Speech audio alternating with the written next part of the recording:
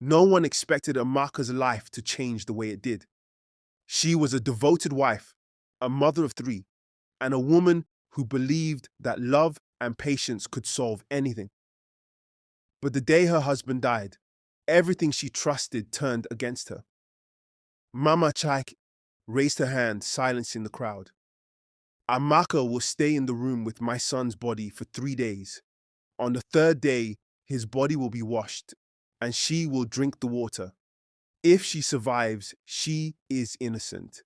If not, she is guilty, and her punishment will be decided by the gods. Amaka gasped. Her legs felt weak.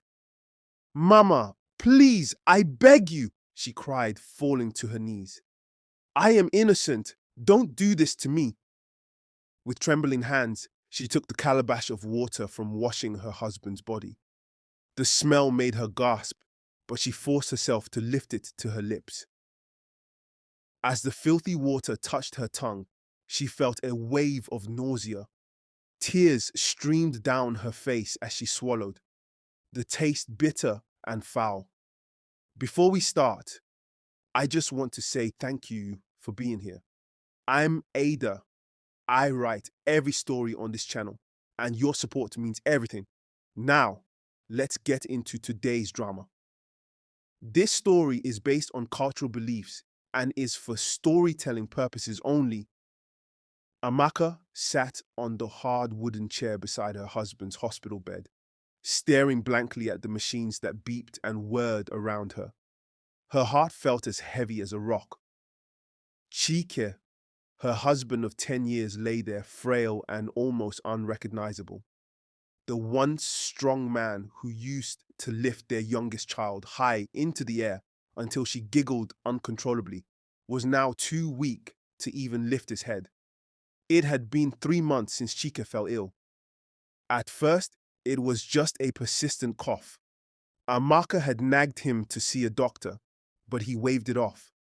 It's just ordinary cold, my dear, he said, smiling through the discomfort. But when he started coughing up blood, Amaka knew it was something serious. That day, she rushed him to the hospital, her heart pounding like a drum. Now, 3 months later, she was practically living in the hospital. She had stopped counting the days and nights. She only knew the routine. Wake up, get the children ready for school, drop them off with her neighbor, Mama and Kichi, and rush to the hospital to be with Chike. The hospital had become her second home, though it never felt like one. The smell of antiseptic, the cries of patients, and the coldness of the walls reminded her every day of the battle she was fighting. Chike opened his eyes slightly and looked at her. Amaka, he whispered, his voice barely audible. Have the children eaten?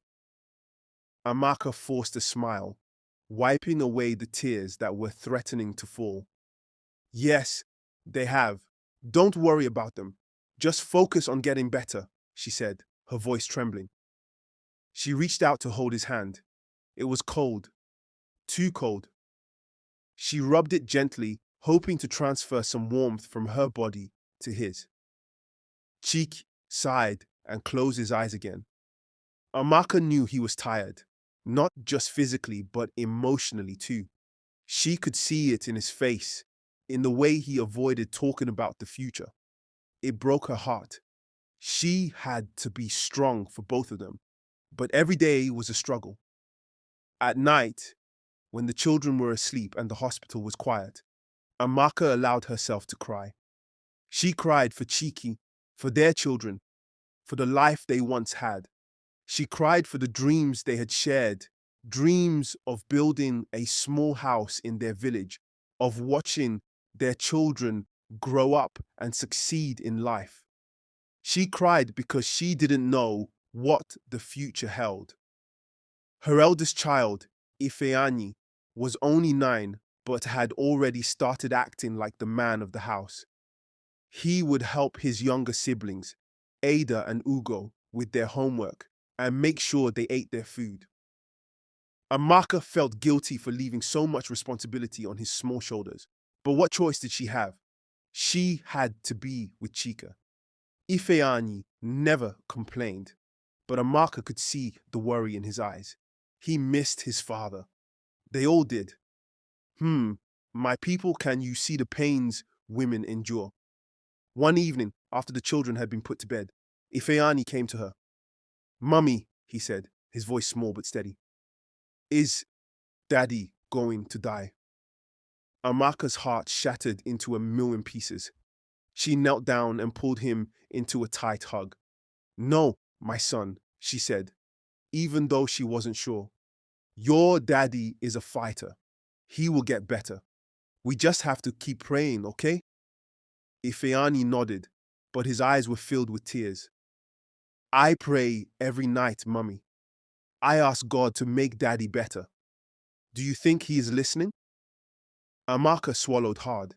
She had asked herself the same question many times. God is always listening, she said, her voice firm. Sometimes he just takes his time. The days turned into weeks, and Amaka continued her routine. She sold what little she could from her small market stall to pay for the hospital bills. She had already borrowed money from friends and family, and now even Mama Nkechi was avoiding her calls. She couldn't blame her. Everyone had their own struggles. One afternoon, as Amaka sat by Chiki's bedside, the doctor came in. Doctor Daniel was a kind man, but Amaka had learned to fear his visits. They usually came with bad news. Madam, he began, his voice gentle but serious. We've done all we can for now. The next step would be surgery, but it's very expensive. Amaka's throat went dry.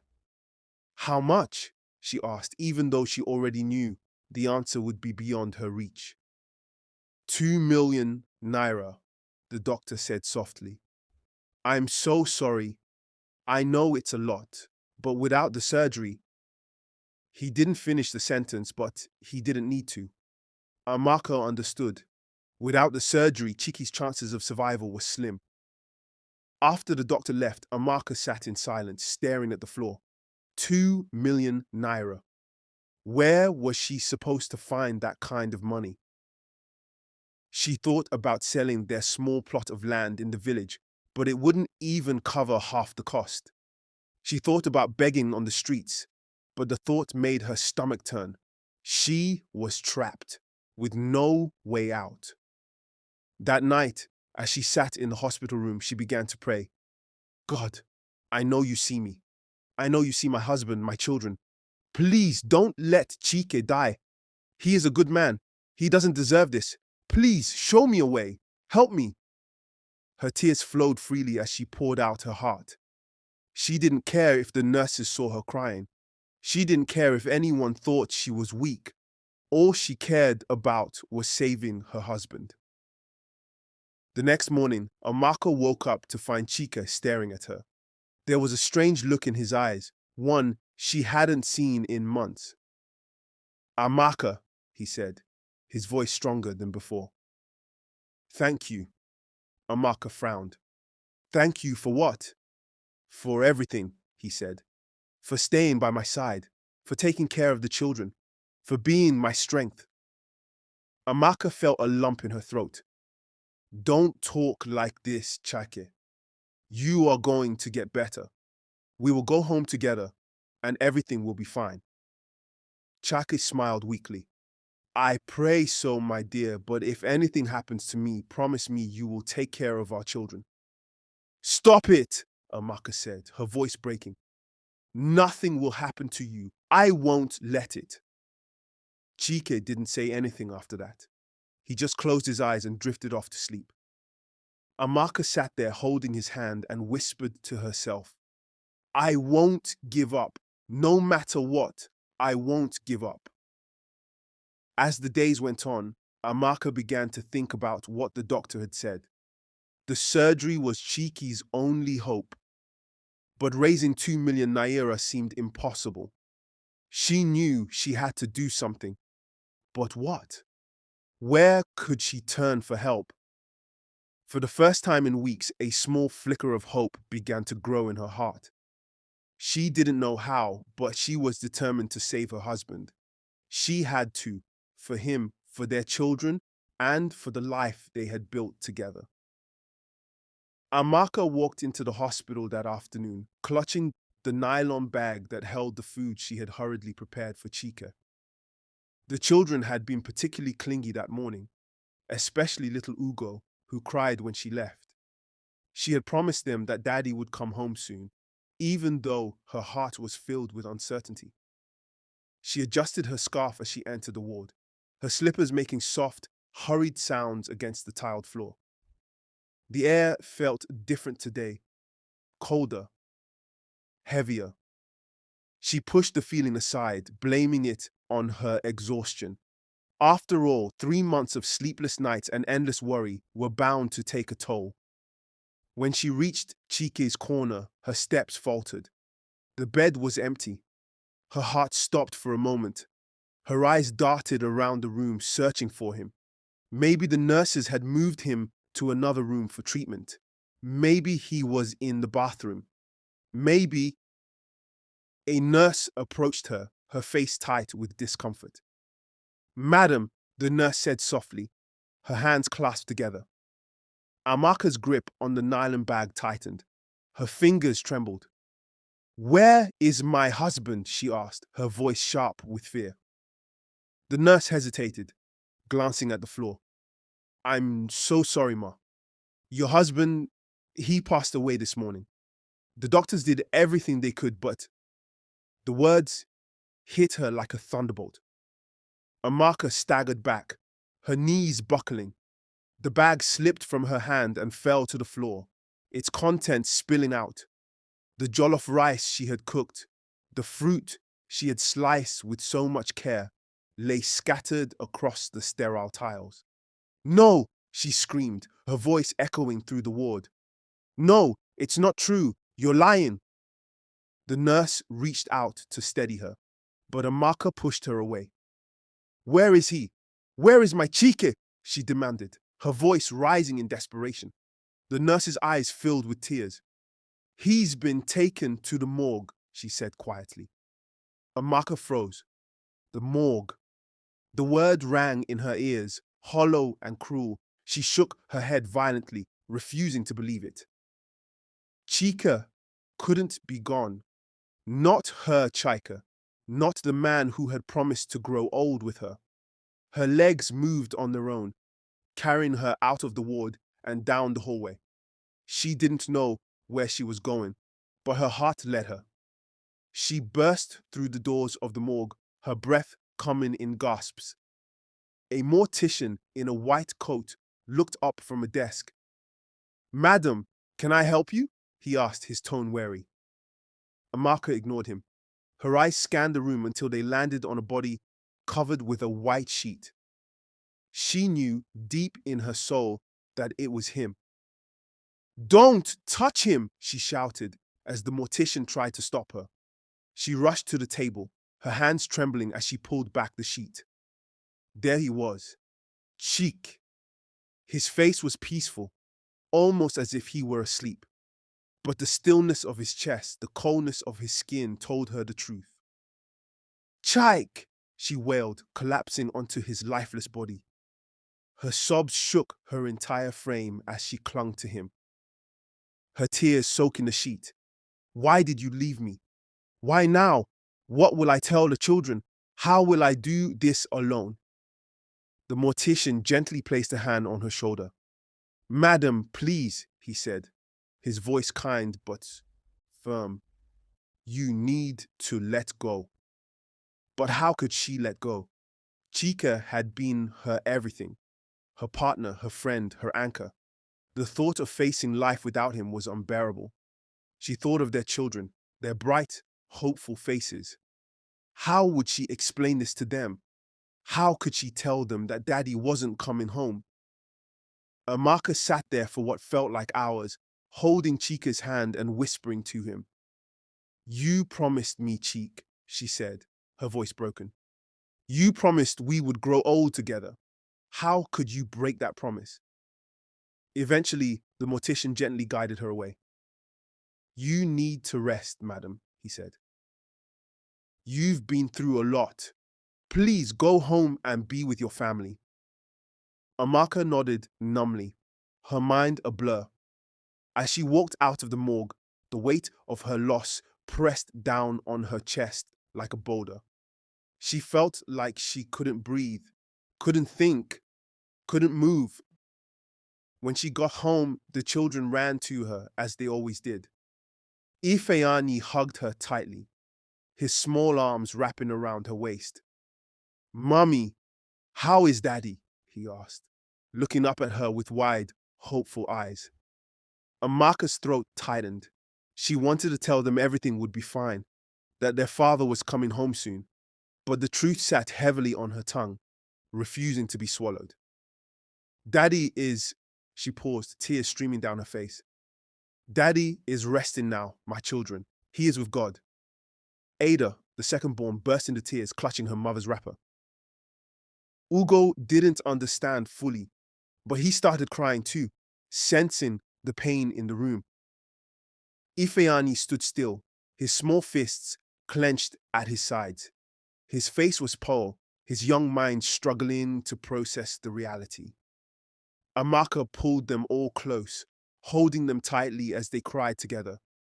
Her heart ached for them, for the future that had been stolen from them. But even in her grief, she knew she had to be strong. She had to be their pillar, their guide, their everything. That evening, Amaka sat with her children in the living room. She didn't know what the future held, but she made a silent vow to herself and to Chike's memory. She would not let his death break them. She would fight for her children, for their future, and for the love she and Chike had shared. But for now, all she could do was cry. The sun was scorching on the day they took Chike's body home to the village. The air was heavy, not just with heat, but with the tension that had been brewing ever since his death. Amaka sat quietly in the corner of the bus that carried her husband's lifeless body. Her eyes were swollen from crying, her heart pounding with dread. She had heard whispers, accusations that she had killed her husband. She didn't understand why, but Chike's family had always been cold toward her, especially his mother. The moment they arrived at the village, Amaka felt the hostility in the air. The elders and women of the compound gathered, murmuring among themselves. Chike's mother, Mama Chike, stood at the center of the crowd, her face hard like stone. She didn't greet Amaka. Instead, her sharp eyes cut through her like a blade. Before we bury my son, we must know the truth, Mama Chike declared, her voice loud and authoritative. We cannot let this woman go free if she is the one who caused his death. Amaka's head shot up, her lips trembling. Mama, how can you say that? I loved Chike. I cared for him day and night in the hospital, Mama Chike sneered. Love? What kind of love makes a strong man like Chike wither away like a plant without water? You killed him, Amaka, and you will prove your innocence. The crowd murmured in agreement. Amaka's heart sank. She looked around, hoping someone would defend her, but no one did. Even the elders nodded, their faces grim. Mama Chike raised her hand, silencing the crowd. The tradition of our land will decide. Amaka will stay in the room with my son's body for 3 days. On the third day, his body will be washed, and she will drink the water. If she survives, she is innocent. If not, she is guilty, and her punishment will be decided by the gods. Amaka gasped. Her legs felt weak. Mama, please, I beg you, she cried, falling to her knees. I am innocent. Don't do this to me. But Mama Chike was unmoved. If you are truly innocent, you have nothing to fear, she said coldly. Amaka was dragged to the small dark room where Chike's body was laid on a bamboo mat. The door was slammed shut behind her, and she heard the key turn in the lock. The smell of death filled the room, making her stomach turn. She collapsed to the floor, sobbing uncontrollably. The first day passed slowly. Amaka sat in the corner, trembling. She whispered prayers, begging God to rescue her. The room was hot, suffocating, and the presence of her husband's lifeless body was unbearable. She couldn't sleep. Every time she closed her eyes, she saw Mama Chike's angry face and the accusing stares of the villagers. By the second day, Amaka was weak from hunger and thirst. The small bowl of water they slid through the door wasn't enough to quench her thirst, and the few scraps of food they gave her only added to her misery. She clutched her knees to her chest, rocking back and forth as tears streamed down her face. "Cheek," she whispered, staring at his still form. "Why did you leave me? Why didn't you fight harder? I'm suffering here because of you. Please, help me. Please." On the third day, Amaka heard the voices of the women gathering outside the room. Her heart raced with fear. She knew what was coming. The door creaked open, and Mama Chiki entered with two other women carrying bowls of water and a calabash. "It is time," Mama Chiki said, her voice cold and emotionless. Amaka's legs gave way beneath her, and she fell to the ground.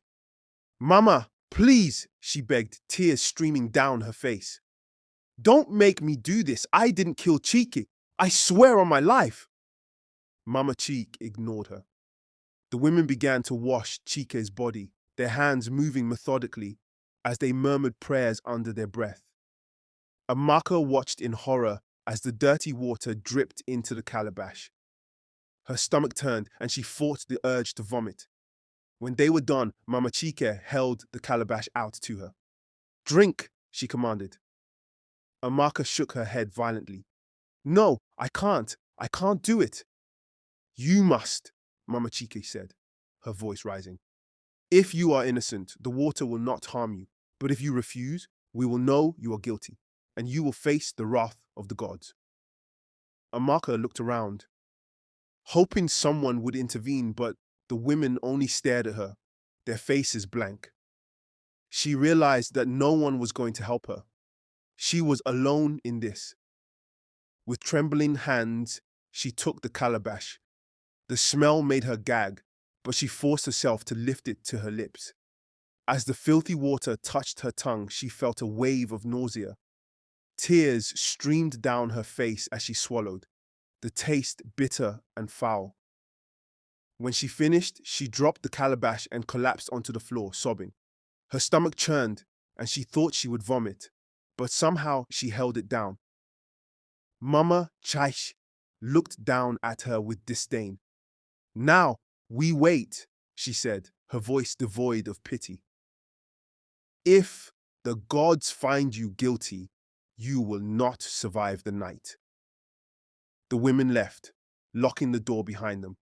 Amaka lay on the floor, clutching her stomach and crying until she had no tears left. She felt weak, broken, and betrayed.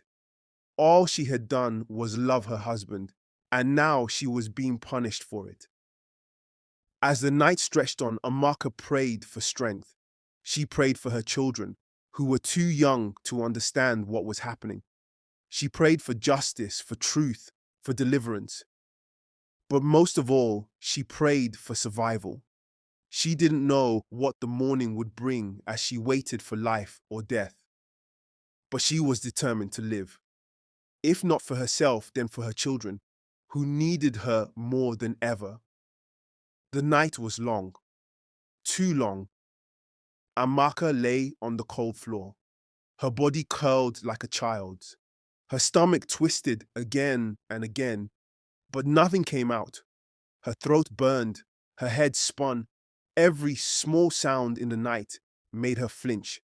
The chirping of insects, the rustle of leaves, the distant bark of a dog. She pressed her hand against her chest, breathing slowly. "God," she whispered weakly. Please don't let me die here. My children need me. Her thoughts drifted to Ifeani, Ada, and Ugo. She imagined their faces, the way Ifeani tried to act strong, the way Ada clung to her wrapper, the way little Ugo always asked for his father. Tears rolled down her temples into her hair. If I die, she murmured, what will happen to them? Her body shook with fear. Hours passed. Nothing happened. No fire burned her inside. No strange pain came. She did not vomit blood. She did not scream. She did not die. She was still breathing. As dawn slowly broke, pale light crept into the room through a small crack in the wall. Amaka was still alive, weak, tired, and shaking, but alive. Outside, the village began to wake. Women gathered quietly, whispering. Men stood in small groups waiting. Mama Chike sat on a wooden stool, her face hard, her arms folded. She expected screams in the night. She expected death. She expected proof. But the night was silent. When the door was finally opened, Amaka lifted her head slowly. Her eyes were red and swollen. Her lips were dry. But she was alive. A loud murmur swept through the crowd. She survived. The gods did not touch her. She is alive. Mama Cheek stood up sharply. Her eyes widened just for a second before she quickly hid it. Amaka tried to stand, but her legs failed her. She collapsed, and two women rushed forward to hold her. She is innocent, one of the elders said slowly, his voice firm. If she were guilty, she would not be standing here. Mama Cheek's mouth trembled. Sometimes the gods take time, she snapped. We must watch her. The elder shook his head. Tradition has spoken. You said if she survives, she is innocent. She has survived. The crowd grew restless. Some nodded, some avoided Mama Cheek's eyes. Amaka was helped to sit under a tree. Someone gave her clean water. She drank slowly, carefully, as if afraid her body might reject it. But it stayed down. She was alive. The burial was done later that day. Chika was laid to rest beside his father. Amaka stood far away, holding her children tightly. Mama Chike did not look at her once. After the burial, the elders called a meeting.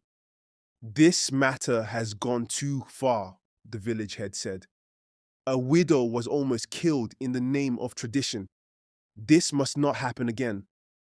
Mama Chike tried to speak, but the people murmured against her. You accused without proof. You shamed her. You almost left children motherless. For the first time since Chike died, Mama Chike looked unsure. Her shoulders slumped slightly. That evening, Amaka was allowed to leave the compound. But peace did not come immediately. For days, Amaka could not eat well. Her body was weak. At night, she woke up screaming, dreaming of the dark room and the smell she could not forget. Her children clung to her, afraid to let her out of their sight. Mama and Keiichi came to see her one afternoon. My daughter, she said softly, touching Amaka's arm, what you passed through is not small. Amaka nodded slowly. I keep asking myself what crime I committed, she said. Was it loving my husband? Mama and Keiichi sighed. Some people think pain needs someone to blame. Weeks later, Mama Chika fell ill. At first, it was just weakness.